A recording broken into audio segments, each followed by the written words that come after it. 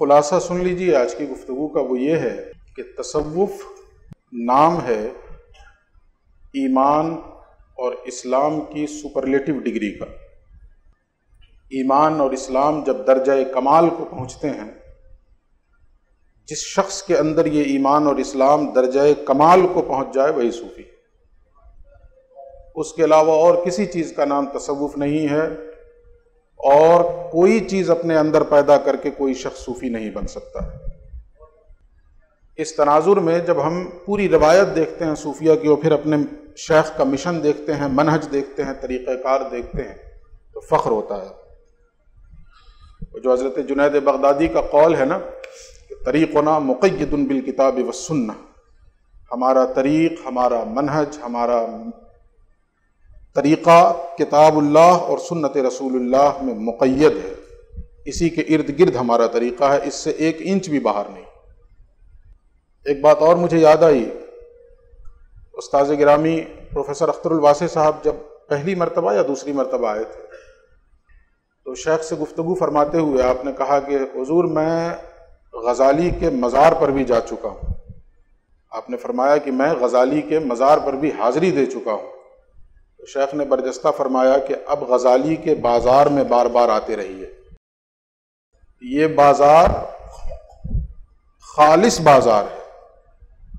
تو ہمارے شیخ کا جو منہج ہے وہی جنیدی منہج ہے، بالکتاب والسنہ، کتاب اللہ اور سنت رسول اللہ کے ارد گرد۔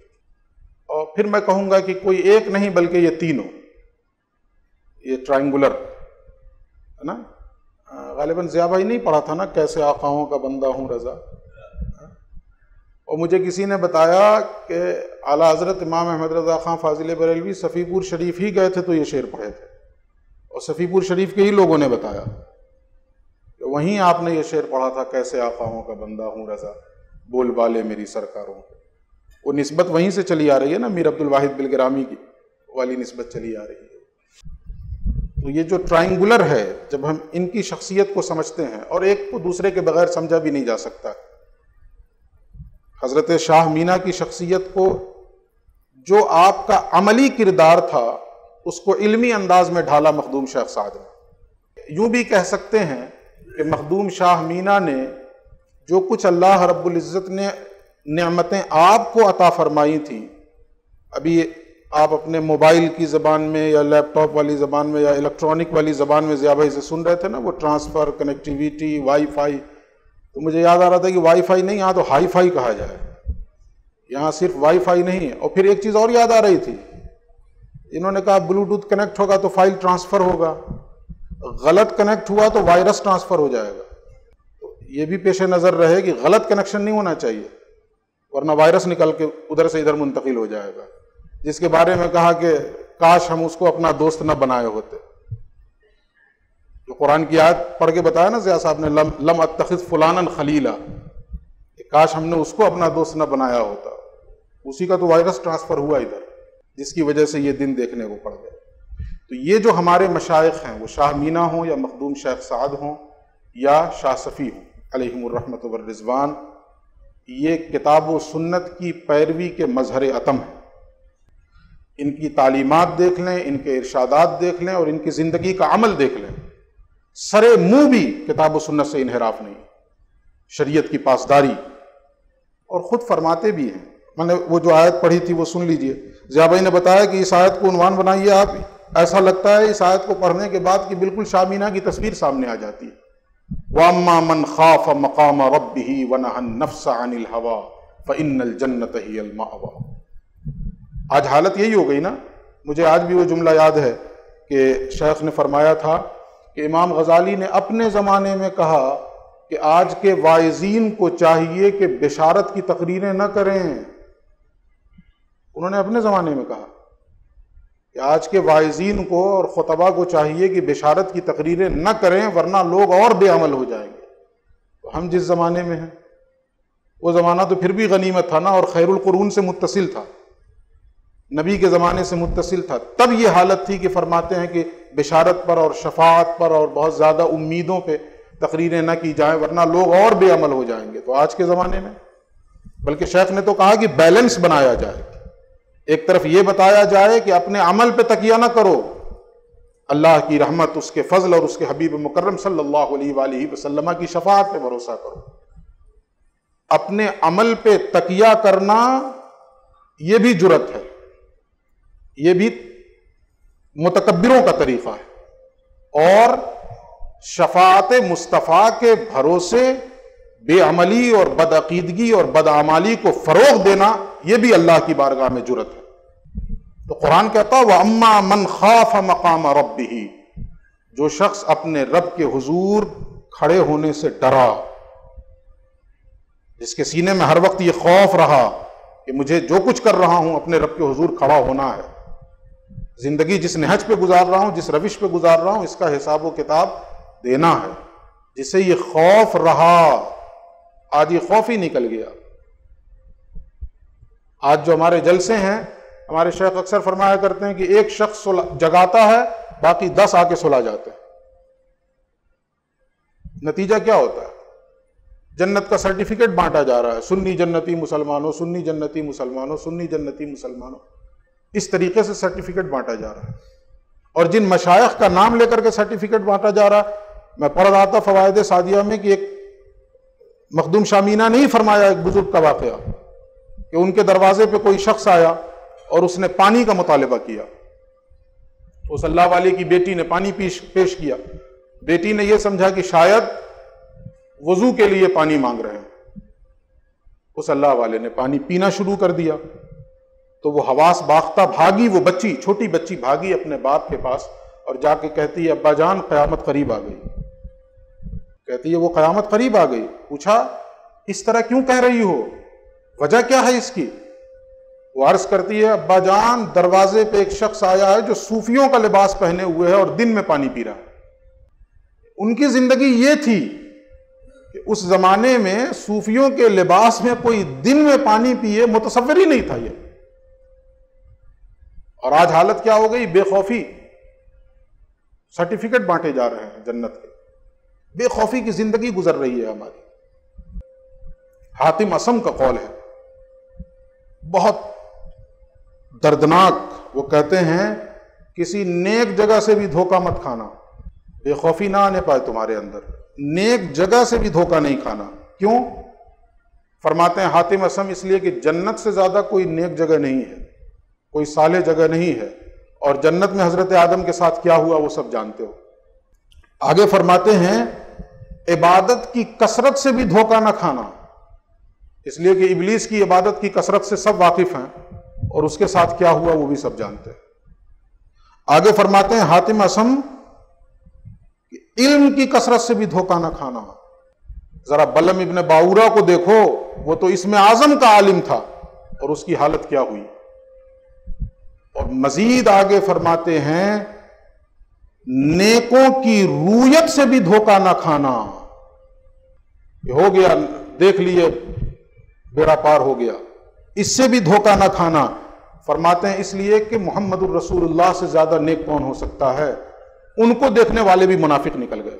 اس لیے اپنے اندر خوف رکھنا، بے خوف نہ ہونے پائے زندگی ہماری۔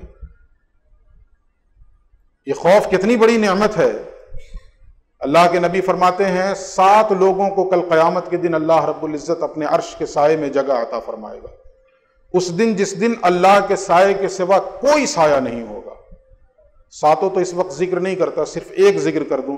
اللہ کے نبی فرماتے ہیں اس میں ایک شخص وہ بھی ہوگا جسے اپنے عرش کے سائے میں اللہ جگہ عطا فرمائے گا، جو تنہائی میں اللہ کو یاد کرے اور اللہ کے خوف سے روئے۔ تنہائی میں یاد کرے اور اللہ کے خوف سے روئے۔ ایک حدیث ہے، بلکہ حدیث قدسی ہے، اللہ رب العزت خود فرماتا ہے کہ مجھے اپنی عزت اور جلال کی قسم، میں کسی شخص پہ 2 خوف یا 2 امن جمع نہیں کروں گا۔ کسی شخص پہ 2 خوف، اللہ خود کہتا ہے 2 خوف یا 2 امن جمع نہیں کروں گا، اگر تو وہ دنیا میں امن کے ساتھ رہا تو وہاں امن نہیں، اور اگر وہ دنیا میں خوف کے ساتھ رہا تو وہاں خوف نہیں ہوگا اسے۔ وَأَمَّا مَنْ خَافَ مَقَامَ رَبِّهِ، جو شخص اپنے رب کے حضور کھڑے ہونے سے ڈرا، وَنَهَى النَّفْسَ عَنِ الْهَوَىٰ، اور اپنے نفس کو خواہشات کی پیروی سے روکے رکھا، فَإِنَّ الْجَنَّةَ هِيَ الْمَأْوَىٰ، تو ایسے ہی لوگوں کا ٹھکانہ جنت ہے۔ ذرا ہم مخدوم صاحب کی زندگی دیکھتے ہیں اس تناظر میں تو کیا نظر آتا ہے ہمیں؟ میں نے پہلے ایک بات کہی کہ آپ تینوں بزرگوں کی زندگی، اور خاص طور پہ مخدوم شاہ مینا، چونکہ بنیاد تو یہی ہے نا، ان تینوں کی زندگی شریعت مصطفی کی آئینہ دار رہی، پاسدار رہی، حتیٰ کہ آپ فرماتے ہیں، مردان حق کا بھی تذکرہ کیا تھا ضیاء بھائی نے اپنی گفتگو میں، فرماتے ہیں شیخ مینا قدس سرہ العزیز، مردان حق تو وہی لوگ ہیں جو سید الرسول صلی اللہ علیہ وآلہ وسلم کی اتباع اور پیروی کرتے ہوئے چشم زدن میں فلک اور ملک دونوں سے آگے بڑھ جاتے ہیں۔ کون لوگ ہیں؟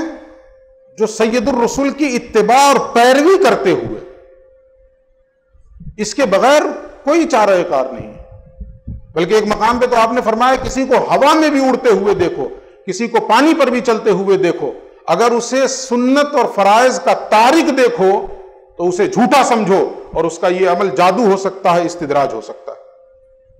اصل چیز ہے شریعت کی پاسداری۔ ہمارے ان مشائخ سے ہمیں جو تعلیم ملی، اور میاں حضور کا جو مشن ہے، جو تعلیم ہے، وہ یہی ہے کہ شریعت کے دائرے میں رہ کر اپنی زندگی گزارو، حدود اللہ کی حفاظت کرو، اس کی پاسداری کرو، اللہ کی جو حدود ہیں اس پر نگراں بن کے بیٹھو، اس کی نگرانی کرو۔ یہ ہمارے شیخ کی تعلیم ہے، یہی منہج ہے۔ جو ہمارے اپنے لوگ ہیں وہ بھی اس چیز کو سن لیں، سمجھ لیں، اور اپنے ذہن و دماغ میں کلیئر رکھیں کہ ہمارا طریقہ طریق مصطفی ہی ہے۔ بلکہ اس سے آگے بڑھ کے میں یہ کہہ دوں کہ وہ جو خصوصی میٹنگ ہوتی ہے نا عرس کے موقع پر ائمہ اور دعات کی، بار بار ہم لوگ اپنی گفتگو میں کہہ رہے تھے میاں حضور کا مشن، میاں حضور کا مشن، تو آپ نے روک دیا، کہا میرا کیا مشن ہے؟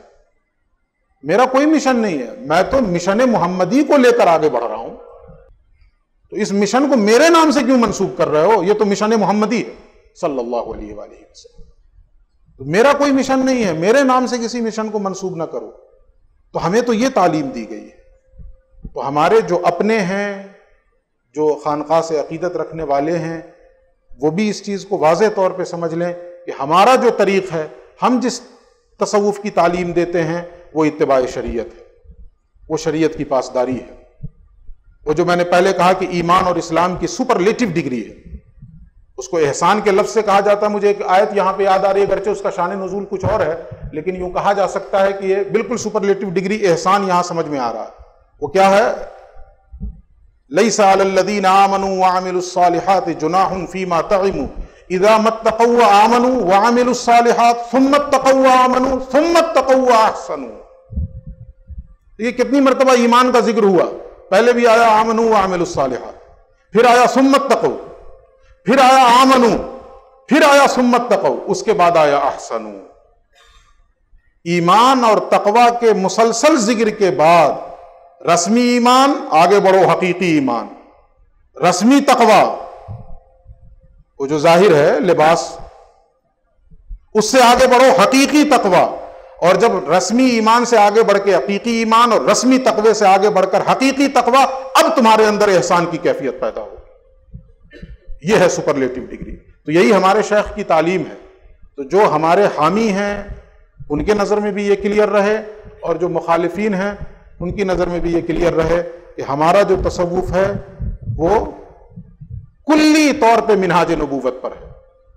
اس سے ہم ایک انچ نہ ادھر کی بات کرتے ہیں نہ ادھر کی بات کرتے ہیں۔ اللہ رب العزت ہم سب کو اپنے مشائخ کے طریق پر عمل کرنے کی توفیق رحمت فرمائے۔ السلام علیکم۔